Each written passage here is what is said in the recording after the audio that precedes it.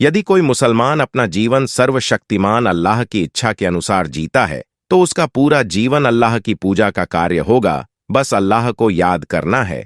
तो दोस्तों, वीडियो आगे शुरू करने से पहले वीडियो को लाइक जरूर करें। दोस्तों, किसी गांव में 3 दोस्त रहा करते थे जो मजदूरी करके अपनी जिंदगी गुजार रहे थे। वह अक्सर लकड़ी काटने पहाड़ के ऊपर बने जंगलात की तरफ जाया करते थे। एक खास बात यह थी कि यह सब एक ही साथ जंगल में जाते, क्योंकि उन दोस्तों ने एक दूसरे से वादा कर रखा था कि मुश्किल हो या आसानी, हम एक दूसरे का साथ कभी भी नहीं छोड़ेंगे। एक बार कुछ ऐसा ही हुआ कि सख्त सर्दी के दिन थे। घर में उनकी लकड़ियां खत्म हो चुकी थीं, तो उन दोस्तों ने इरादा किया कि शाम होने से पहले जंगल की तरफ चले जाते हैं। तीनों वहां से निकल पड़े। जब वह जंगल में पहुंचे तो तेज बारिश शुरू हो गई। कहीं भी उनको कोई जगह छुपने के लिए ना मिल सकी। सामने तलाश करने के बाद उन्हें एक गार नजर आई। वो उस गार के अंदर पनाह लेने के लिए चले गए। एक दोस्त ने कहा, चलो बारिश रुकने का इंतजार करते हैं। शाम का साया फैल चुका था,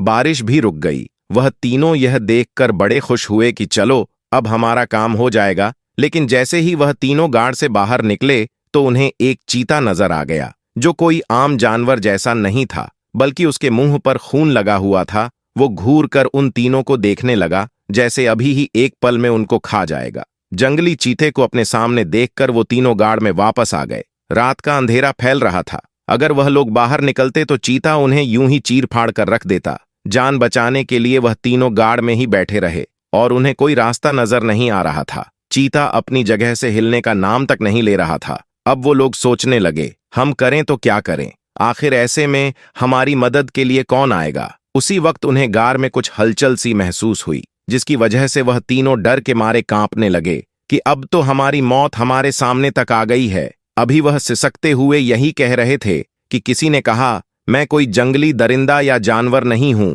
बल्कि एक दरवेश फकीर हूं। यहां से गुजर रहा था तो मुझे लगा कि गाड़ के अंदर कोई रो रहा है, तो मैं तुम्हें देखने के लिए चला आया। तुम लोग तो जवान हो, डर क्यों रहे हो। वो लोग कहने लगे, हजरत बाहर कोई चीता आपको नजर आया। फकीर ने कहा, नहीं, मुझे कोई चीता नजर नहीं आया, इसलिए तो मैं आसानी के साथ गाड़ के अंदर चला आया हूं।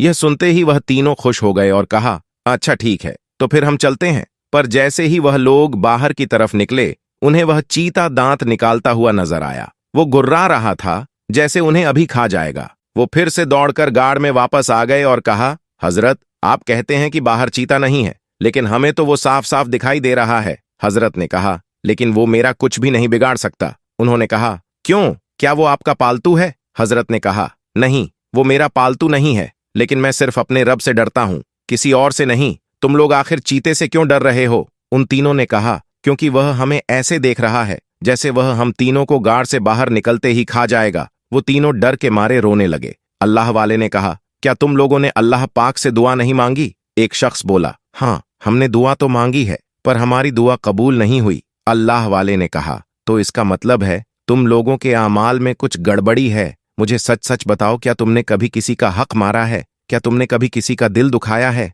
किसी के साथ कोई बेईमानी तो नहीं की है। किसी के साथ जुल्म ज्यादती तो नहीं की है। अल्लाह वाले की बातों को सुनकर वह तीनों अपनी अपनी गहरी सोच में डूब गए। सोच में डूबने के बाद अब उनके माथे पर यानी परेशानी पर पसीने के कतरे चमकने लगे। एक दोस्त ने कहा, अल्लाह वाले, मुझे लगता है कि मैंने ज्यादती की है। अल्लाह वाले ने कहा, अच्छा, लेकिन किसके साथ। उसने कहा, अपने बच्चों के साथ। फकीर ने कहा, चलो मुझे बताओ, तुमने अपने बच्चों के साथ क्या ज्यादती की। पहला दोस्त कहने लगा, हम पहले एक साथ नहीं रहते थे, बल्कि हम तीनों अलग अलग एक अलग बस्ती के रहने वाले थे। मैं जंगल में बकरियां चराता था और उसी पर गुजर बसर किया करता था। मेरी बकरियां बहुत ही ज्यादा दूध दिया करती थीं और उनके दूध को बेचकर मेरी रोजी मुझे मिल रही थी। मेरे घर में मेरे बच्चों और मेरी बीवी के अलावा कोई और नहीं रहता था। अल्लाह ताला ने मुझे बहुत सी दौलत अता की थी, क्योंकि बकरियों का दूध उस गांव में मेरे अलावा कोई और नहीं बेचता था। ऐसी आला नस्ल की बकरियां सिर्फ मेरे ही पास थीं।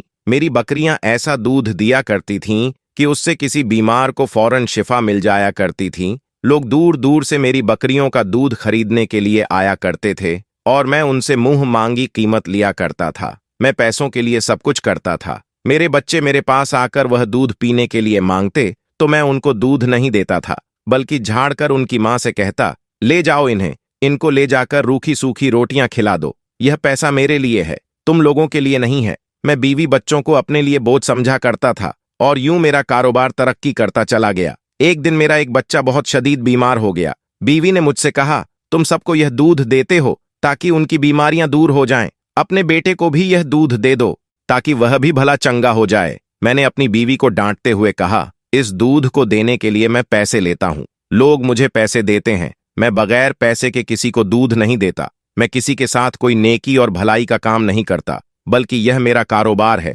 यही मेरा पेशा है और यही मेरी रोजी रोटी है। इस दूध को मैं किसी मुफ्तखोर को हरगिज नहीं पिला सकता हूं। मेरे बच्चे मुफ्तखोर हैं। कौन सा यह मेरे पास काम करने वाले मजदूर हैं जो मैं इनसे उजरत लूं या इनको उजरत दूं। मेरी बातों को सुनकर मेरी बीवी जारो कतार रोने लगी और उसने कहा, यह तो अल्लाह पाक की अमानत है, यह हमारी औलाद है। अपनी औलाद से भला कौन पैसे लेता है? क्या तुम जानते नहीं बेहतरीन सदका अपने बीवी बच्चों को खिलाना पिलाना है, उनकी जरूरियत को पूरा करना है। यह तुम्हारी जिम्मेदारी है। तुम कोई एहसान नहीं कर रहे हो। अगर अपने बच्चे को तुम एक प्याला दूध दोगे तो यह उसका हक है और तुम्हारी जिम्मेदारी है। मेरी बीवी की बात वाकई सच थी, लेकिन मुझे उस वक्त बहुत कड़वी लग रही थी। मैंने कहा, तू मुझे ज्यादा बातें ना बता, मैं तेरी बातों में आकर अपने इस बच्चे को हरगिज दूध नहीं दूंगा। तू यहां से फौरन चली जा। उसके बाद मेरी बीवी रोती हुई मेरी आंखों के सामने से चली गई। मैं अपने काम में मसरूफ हो गया। मेरी बकरियां बहुत ही ज्यादा दूध दिया करती थीं और मैं इस पर बहुत घमंड करता था। मुझे लग रहा था कि मैं कोई बुरा काम नहीं कर रहा हूं। मैं सब कुछ अपने भले के लिए कर रहा था। अपनी जेब नोटों से भर रहा था। फिर उसी रात मेरी बीवी की तड़प कर रोने की आवाज सुनाई दी, मेरा बच्चा, मेरा बच्चा, हाय मेरा बच्चा मर गया। जो भी था, मैं था तो उसका बाप ही। मैं अपने घर के अंदर दाखिल हुआ। मैंने देखा मेरी बीवी मेरे बच्चे को गोद में लेकर जारो कतार रो रही है। रोती हुई वह घर से निकल गई और उसने कहा, तुम कितने जालिम बाप हो। तुमने एक दूध का प्याला अपने बच्चे तक को नहीं दिया और पूरे गांव में दूध बांटते रहते हो। सिर्फ अपने पैसों की तुम्हें फिक्र है, तुम्हें अपनी औलाद की कोई फिक्र नहीं। आज तुमने अपनी एक औलाद को खो दिया है। मैं तुम्हें कभी माफ नहीं करूंगी। उसके बाद मेरी बीवी मुझे हमेशा के लिए छोड़कर न जाने कहां चली गई। उसके जाने के बाद भी मुझे उसके जाने का या बच्चे की मौत का कोई एहसास ना हुआ। फिर अल्लाह की करनी, जिन बकरियों के दूध पर मैं बहुत गुरूर किया करता था, आहिस्ता आहिस्ता उन्होंने दूध देना बंद कर दिया और फिर एक दिन मेरी सारी बकरियां एक एक करके मर गईं। मेरे पास ना तो माल दौलत बचा और ना ही मेरी बकरियां और ना ही मेरा खानदान, और बीवी बच्चे भी चले गए। अब मैं मजदूरी करता हूं अपने इन दोस्तों के साथ। अल्लाह वाले ने उस पहले दोस्त की बातें सुनी, ठंडी सांस ली और कहा, अच्छा अब तुम बताओ कि तुमने क्या किया। दूसरे दोस्त ने कहा, ऐ अल्लाह वाले, मैं एक ठेकेदार था, घर वगैरह बनवाने का काम किया करता था। मेरे पास मेहनत करने वाले बहुत से मजदूर थे जो दिल लगाकर मेरे सारे काम किया करते थे।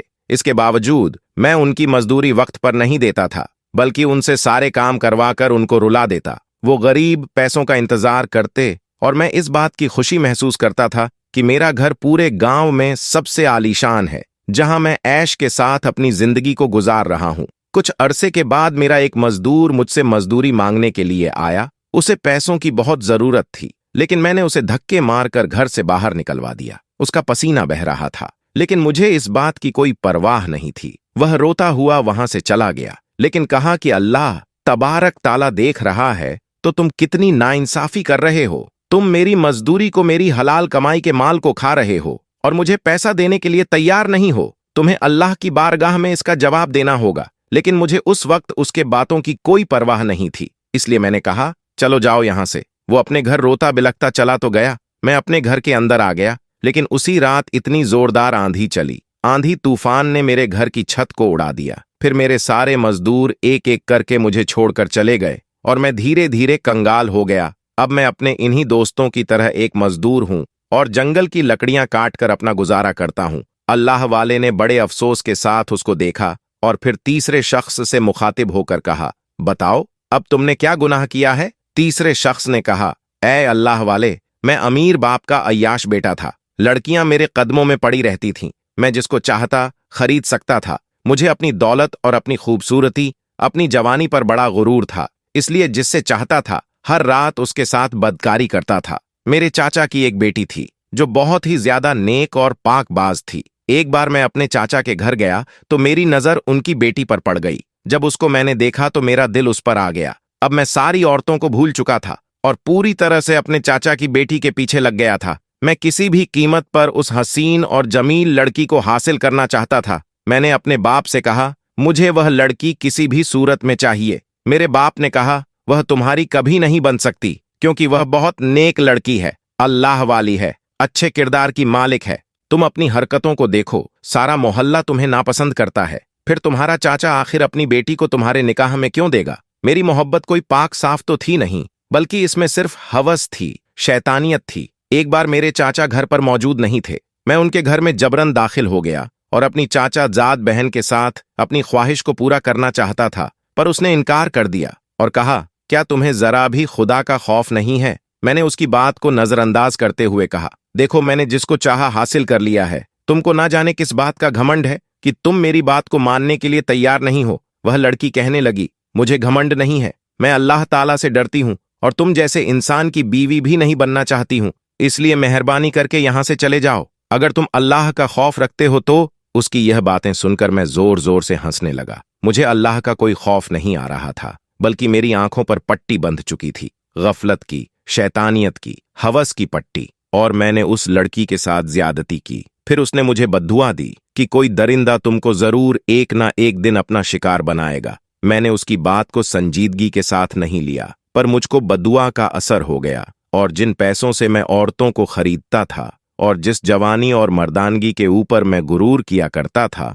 धीरे धीरे वह सब कुछ खत्म हो गया, मिट गया, और आज मैं अपने दोस्तों के साथ मजदूरी करने पर मजबूर हो चुका हूं। अल्लाह वाले ने कहा, तुम तीनों ने मुझे एक एक करके अपने गुनाहों के बारे में बता दिया, और वह बद्दुआ भी जो तुम्हें दी गई थी, क्या अब तक तुम उन बद्दुआ पर नादिम हुए हो? तुमसे तुम्हारा सब कुछ छिन गया, बीवी, बच्चे, माल दौलत, जमीन जायदाद, खानदान, इज्जत, शोहरत, दोस्त, अहबाब, सब कुछ। क्या तुम तीनों अब अल्लाह ताला के हुजूर तौबा करने के लिए तैयार हो? वह कहने लगे, हम बहुत शर्मिंदा हैं। आज पहली बार हमने इन गुनाहों को याद किया है, वरना इतने सालों में कभी हमें यह गुनाह याद तक नहीं आया। अल्लाह वाले ने कहा, तुम लोगों ने लोगों का दिल तोड़ा है, नाजायज हरकतें की हैं, किसी का हक मारा है, किसी पर जुल्म किया है, तुमने अपने रिश्ते भी नहीं निभाए, फिर तुम इस पर शर्मिंदा भी ना हुए। आज जब तुम पर खुद एक मुसीबत आकर खड़ी हो गई है, तो तुमको सब कुछ याद आ रहा है, अल्लाह भी याद आ रहा है, अपने साथ होने वाले बद आमाल भी याद आ रहे हैं।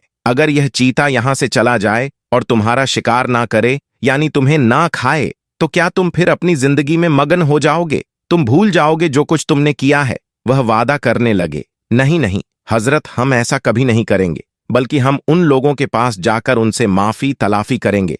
हम अल्लाह ताला को गवाह बनाकर सच्चे दिल से तौबा करते हैं। हम उन लोगों के पास जाकर अपना हाथ जोड़कर उनसे माफी मांगेंगे जिनके साथ हमने बुरा किया था। अल्लाह वाले कहने लगे, हो सकता है तुम्हें एक मौका और मिल जाए, मैं तुम्हारे लिए दुआ करता हूं। फिर अल्लाह वाले ने दो जानू होकर अल्लाह ताला की बारगाह में दुआ करनी शुरू कर दी, या अल्लाह, ए रब्बे करीम, ए रब्बे जुल जलाल, इनको अपने गुनाहों की याद आ गई है और यह तीनों शर्मसार हैं, तो इनको एक मौका और दे दें और इस चीते को इस गार के अंदर से हटा दे, ताकि अपने गांव वापस सही सलामत चले जाएं और उन लोगों से जाकर माफी मांग सकें जिनके साथ इन्होंने बुरा सलूक किया था, जिनके हुकूक इन्होंने मारे थे, जिन पर जुल्म ज्यादती की थी। अल्लाह तबारक ताला ने अपने नेक बंदे की दुआ को कबूल कर लिया और सुबह का उजाला भी फैल चुका था। वो तीनों बाहर आ चुके थे और वो चीता वहां से चला गया था। वह समझ गए यह बहुत बड़े अल्लाह वाले मालूम देते हैं, इसलिए अल्लाह ताला ने इनकी दुआ को फौरन कबूल कर लिया। वो तीनों जंगल से लकड़ियां काटकर खुशी खुशी अपने गांव की तरफ चल पड़े, लेकिन ना उन्हें अल्लाह याद रहा, ना अल्लाह वाले याद रहे और ना वो चीता याद रहा। उन्होंने किसी से कोई माफी ना मांगी, बल्कि वो अपने सारे वादे भूल गए। अब तो हमारे सर पर कोई बला है ही नहीं, ना वो चीता है और ना कोई अल्लाह वाला है जो हमें याद दिलाए कि हम अपने वादे को पूरा करें। वो फिर अपनी जिंदगी को इसी तरह से गुजारने लगे। तीनों बहुत बड़े धोखेबाज थे।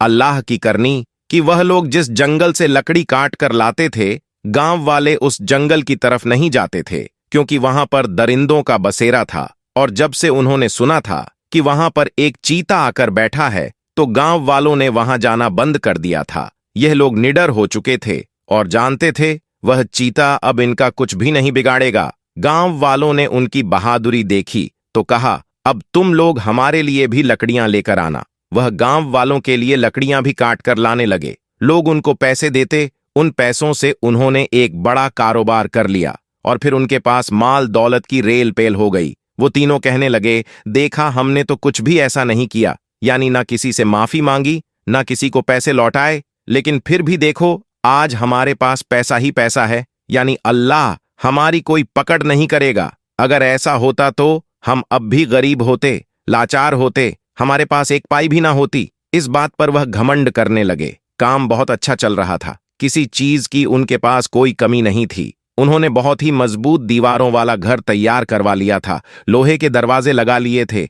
एक दिन बड़ी चैन की नींद वो सो रहे थे, अचानक गांव में शोर उठा। अरे जंगल से जंगली चीता यहां कैसे आ गया? वो तीनों अय्याश दोस्त भी यह सुनकर घबरा कर उठ बैठे, लेकिन अपने घर में घुसकर बैठे रहे। यह घर में तो कभी नहीं आ सकता है, इतना मजबूत हमने घर बनवाया है, वो अंदर कभी दाखिल हो ही नहीं सकता। वो खाएगा तो गांव वालों को खाकर चला जाएगा। वो इतने बेहिस थे कि उनको किसी और की कोई परवाह तक नहीं थी। उसी वक्त दरवाजे पर दस्तक हुई। कहने लगे, हम दरवाजा नहीं खोल सकते, कौन है? किसी ने कहा, दरवाजा खोलो वरना यह दरवाजा तोड़ दिया जाएगा। यह दरवाजा कोई नहीं तोड़ सकता, हमने इसे खालिस लोहे का बनवाया हुआ है और इसको कोई लोहे से बना हाथ भी तोड़ नहीं सकता। अचानक उनका सारा गुरूर मिट्टी में मिल गया और वह दरवाजा एक ही झटके में टूटा और वो चीता जिसके मुंह पर, जिसके दांतों पर खून लगा हुआ था, उनके पास आकर खड़ा हो गया। वो आहिस्ता आहिस्ता उनके करीब आ रहा था। वो कहने लगे, अरे यह यहां कैसे आ सकता है? उस दिन गार के अंदर तो नहीं आया था, जबकि वहां तो कोई दरवाजा भी नहीं था। हमारे घर में आखिर यह कैसे दाखिल हो गया? इतना बड़ा दरवाजा इसने कैसे तोड़ा? उस वक्त अल्लाह वाले की आवाज आई, तुम्हारे गुनाहों की वजह से इंसान की नेकियां होती हैं जो उसे मुसीबत से बचाती हैं, और इंसान के दिए हुए सदका होते हैं जो उसको बुरी मौत से बचा लेते हैं। लेकिन तुमने जो वादा किया था, तुम अपने गुनाहों की तलाफी करोगे, जिनके साथ तुमने बुरा सुलूक किया है, ज्यादती की है, जिनका पैसा खाया है, जिनका हक मारा है, जिनके घरों को तुमने लूटा है, उनके पास जाकर तुम माफी मांगोगे, अल्लाह पाक की बारगाह में सच्चे दिल से तौबा करोगे। लेकिन तुम तो गफलत की जिंदगी गुजारने लगे। यह सब सिर्फ तुम्हारा इम्तिहान था। यह माल दौलत, यह जमीन जायदाद, यह सब अल्लाह की जानिब से तुम्हारी आजमाइश के लिए था। क्या तुम दुनिया को याद रखते हो या आखिरत को? पर अफसोस, सद अफसोस कि तुमने अपनी दुनिया को याद रखा। एक लम्हे की भी तुम्हें शर्मसारी नहीं हुई। वह कहने लगे, हजरत आप अल्लाह वाले हैं, हमें माफ कर दें। हम आपसे वादा करते हैं, हम फिर अपनी हालत को सुधारें, हम अपने आप को अच्छा इंसान बनाएंगे। अल्लाह वाले ने कहा, अब मैं कुछ भी नहीं कर सकता हूं। यह चीता मैंने नहीं बुलवाया है, बल्कि यह अल्लाह पाक के हुक्म से यहां तक आया है। उस दिन भी अल्लाह के हुक्म से उस गार के बाहर वो बैठा था, लेकिन तुम्हें एक मौका दिया गया था ताकि तुम माफी मांग लो, इसीलिए यह अंदर नहीं आया था। अल्लाह ताला इसे हुक्म देता कि यह अंदर आता और तुम्हें चीर फाड़ कर रख देता, पर तुमने माफी नहीं मांगी, न तौबा की। अब मैं कुछ भी नहीं कर सकता हूं, न दुआ कर सकता हूं। पूरा गांव देख रहा था। वो जंगली खूंखार चीता, जिसने कभी किसी को कोई नुकसान नहीं पहुंचाया था, उन तीनों पर झपट चुका था और तीनों को एक ही आन में देखते ही देखते चीर फाड़ कर रख दिया। और वह तीनों तमाम लोगों के लिए इब्रत का निशान बन गए। वो जो खुद की जात पर अकड़ने वाले, खुद पर गुरूर करने वाले, हकदार का हक मारने वाले, जुल्म करने वाले, तौबा न करने वालों का अंजाम क्या होता है, इस बात को सबने अपनी आंखों से देख लिया। इसी के साथ एक अन्य वाक्य, जब दोस्तों एक 7 साल का छोटा बच्चा था जो जुमे की नमाज पढ़ने के लिए मस्जिद में गया। जुमे की नमाज के बाद इमाम साहब रमजान और रोजे की फजीलत बयान कर रहे थे। यह बच्चा भी रमजान और रोजे की फजीलत को बड़ी तवज्जो से सुन रहा था और उसके दिल में भी ख्वाहिश पैदा हो गई कि वह भी रोजे रखेगा, वह भी सहरी करेगा, वह भी अफ्तारी करेगा, वह भी अल्लाह की हम्दो सना बयान करेगा। प्यारे दोस्तों, वह बच्चा यह बयान सुनने के बाद अपने घर जाकर अपनी मम्मी से कहता है कि मुझे भी रोजा रखना है, मुझे भी सहरी में उठा देना। लेकिन मां जानती थी कि अभी मेरा बच्चा बहुत छोटा है, अभी वह इस लायक नहीं कि वह रोजा रख सके। लेकिन वह बच्चा था, वह बार बार जिद्द किए जा रहा था कि मुझे रोजा रखना है, अल्लाह की इबादत करनी है। और जैसे ही रात हुई वह फौरन सो गया। लेकिन सहरी का जब वक्त हुआ तो बच्चा ना उठ सका और बच्चे की मां ने उसे नहीं उठाया। मां ने सहरी की, नमाज पढ़ी और कुरान पाक की तिलावत में लग गई। जब सुबह हुई, जैसे ही सूरज की रोशनी उस बच्चे के मुंह पर पड़ी तो वह उठ गया और उठते ही यह बात कहने लगा कि माँ तुमने मुझे सहरी के वक्त क्यों नहीं उठाया। और इसी बात को लेकर वह बहुत ज्यादा रोने लगा और कहने लगा कि मेरी आरजू थी, मेरी तमन्ना थी कि मैं भी रोजा रखूंगा, लेकिन माँ आपने मुझे नहीं उठाया, मुझे क्यों नहीं उठाया। और वह बच्चा रोने लगा। उसकी माँ ने उसे समझाया कि बेटा अभी तू रोजा रखने के लायक नहीं है, अभी तू बर्दाश्त नहीं कर पाएगा। लेकिन वह बच्चा अपनी जिद पकड़े रहा और ऐसे ही पूरा दिन गुजर गया। फिर जब रात हुई तो वह बच्चा यह जानता था कि अगर आज रात सो गया तो फिर से नहीं उठ पाएगा, इसलिए वह बच्चा रोजे की हसरत में रात भर जरा भी नहीं सोया। फिर जब सहरी का वक्त हुआ तो उसने भी सहरी कर ली और रोजा रख लिया। आज वह बच्चा बहुत खुश था, आज उसने रोजा रख लिया है। प्यारे दोस्तों, फिर जैसे ही सुबह हुई, सूरज निकलने लगा तो माँ बेचैन हो गई, क्योंकि वह जानती थी कि मेरा बेटा यह बर्दाश्त नहीं कर पाएगा। वह किचन में गई और जल्दी जल्दी खाना बनाया और दोपहर के वक्त अपने बेटे से कहा कि कुछ तो खा ले मेरे बेटे, दोपहर हो गई है, तेरी यह हालत मुझसे नहीं देखी जाती है। बच्चे ने कहा कि रोजा तोड़ना गुनाह है। तब माँ बोली कि मेरे बेटे तेरा गुनाह मैं अपने सर ले लूंगी, कुछ तो खा ले मेरे बेटे, दोपहर हो गई है। बेटे ने कहा कि माँ मैंने सुना है कि जन्नत में हर रोजेदार जाएगा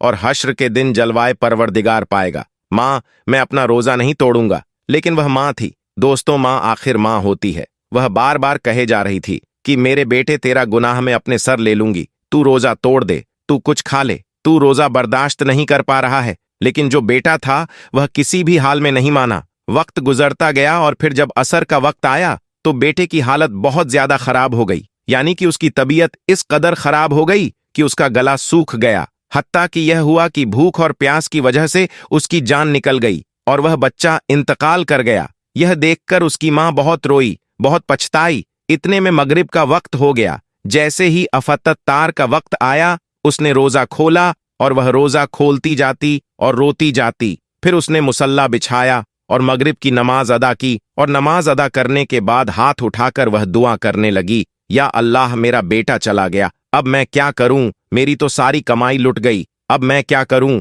मैं कैसे जीऊंगी। वह दुआ मांग रही थी कि इतने में उसके दरवाजे पर एक फकीर आ गया। उसने कहा कि घर में कोई है, मैं रोजेदार हूं, मुझे कुछ खाने को दे दो। जब उस औरत ने उस फकीर की आवाज सुनी तो उसने जो कुछ बनाया हुआ था सब उस फकीर को दे दिया। जब वह फकीर को देने गई तो उसकी आंखों में आंसू थे। उस फकीर ने कहा कि तुझे क्या हुआ है। तो उस औरत ने बताया कि मेरा 7 साल का बेटा था, उसने जिद करके रोजा रख लिया और भूख की वजह से असर के वक्त उसकी जान निकल गई। दोस्तों, तो वह फकीर घर के अंदर आया और उस बेटे के सिरहाने खड़ा होकर बोला कि उठ, खुदा का नाम लेकर ए नन्हे रोजेदार। जैसे ही उसने यह अल्फाज बोले, इतने में क्या हुआ कि वह बच्चा जो मर चुका था, वह नन्हा रोजेदार फिर से जिंदा हो गया और अल्लाह पाक का नाम लेता हुआ उठ खड़ा हुआ। दोस्तों, यह बहुत बड़ा करिश्मा है। एक नन्हा रोजेदार जो मर चुका था वह अल्लाह का नाम लेते हुए फिर से जिंदा हो गया।